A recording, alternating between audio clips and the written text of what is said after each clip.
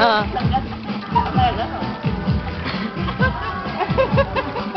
Iba-iba ang muka. Iba-iba ang ama. Ano ka, tama ka? Dapat dito na ganun lang yan. Pero, kahit hindi ba?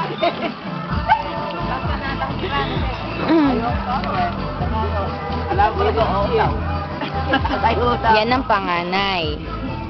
Yung pangalawa, wala pa. Sinirena. Pangatlo.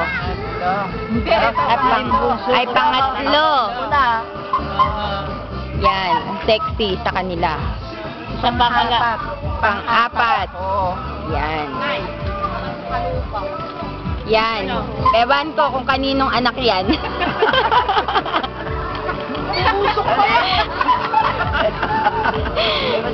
Yan ang kanilang bunso.